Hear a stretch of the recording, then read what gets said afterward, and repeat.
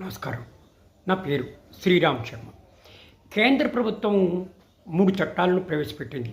అవి ఇవాళ నుంచి అమల్లోకి రాబోతున్నాయి.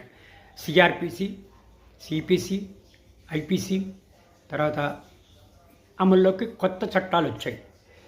ఈ కొత్త చట్టాల ప్రకారము కొన్ని ఇంపార్టెంట్ ఇష్యూస్ మీతో డిస్కస్ చేసే ఉద్దేశంతో ఈ వీడియో చేస్తున్నాను. బాధితుడు ఎవరైతే విక్టిమ్ ఉంటాడో ఇక నేరుగా పోలీస్ స్టేషన్కి వెళ్లకుండా ఎలక్ట్రానిక్ కమ్యూనికేషన్ అంటే ఈమెయిల్ ద్వారా కానీ మొబైల్ ఫోన్లోని మెసేజెస్ ద్వారా కానీ పంపించవచ్చు.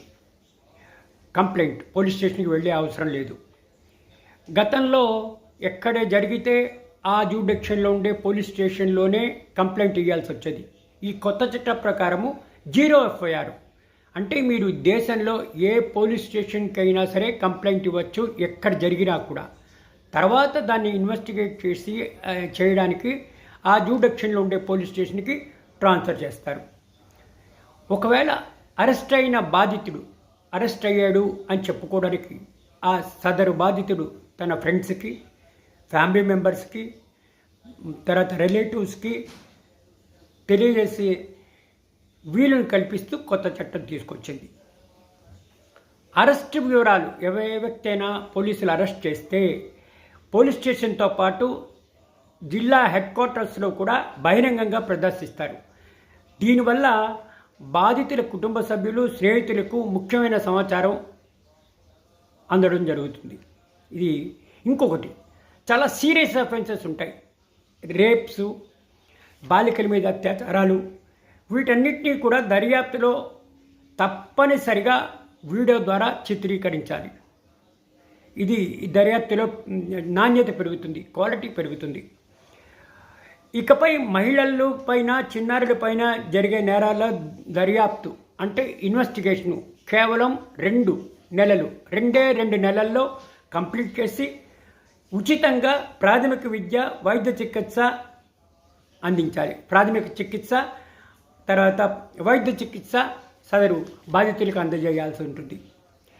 సమన్స్ ఇకపై ఫిజికల్గా కాకుండా ఆన్లైన్లో పంపిస్తారు. ఇప్పటిదాకా ఏంటి, సమన్స్ పోస్టు ద్వారా కానీ, లోకల్ పోలీస్ స్టేషన్లో కానీ, తర్వాత కోర్టు బెయిల్ ద్వారా ప్రాసెసర్ ద్వారా కానీ వచ్చాయి. అవి జాప్యం జరిగేవి. ఇకపై ఆన్లైన్లో ఇటువంటి సమన్స్ పంపించడం జరుగుతుంది. FIR బాధితులతో పాటు ఎవరైనా వాళ్ళకు ఒక కాపీ అందజేస్తారు. పోలీస్ రిపోర్టు, ఛార్జ్షీటు, విట్నెస్ స్టేట్మెంట్సు, తర్వాత ఇతర డాక్యుమెంట్లు కేవలం 2 వారాల్లోనే పొందొచ్చు. కేసు విచారణ అనవసరంగా జాప్యం చేయడానికి, ఆలస్యం చేయడానికి నివారించేందుకు కోర్టులు కేవలము 2 వాయిదాలు మాత్రమే ఇవ్వాలి. అంటే అడ్జాయిన్మెంట్స్ 2 కన్నా ఎక్కువ అడ్జాయిన్మెంట్స్ ఏ కోర్టు కూడా ఇవ్వడానికి వీల్లేదని కొత్త చట్టం చెప్తోంది. సంవత్సరాలు వాయిదాలు ఇవ్వడానికి వీల్లేదు. కేవలం 2 వాయిదాలు మాత్రమే ఇవ్వాల్సి ఉంటుంది ఈ కొత్త చట్టం ప్రకారం. ఈ కొత్త చట్టంలో సాక్షుల రక్షణ పథకాన్ని అన్ని రాష్ట్ర ప్రభుత్వాలు తప్పనిసరిగా అమలు చేయాలి. సాక్షుల్ని భయభ్రాంతం చేయడానికి, వాళ్ళని కొట్టడానికి, తిట్టడానికి ఇట్లా ప్రయత్నం చేయకుండా వాళ్ళకి రక్షణ కల్పించాలి. ఇట్లా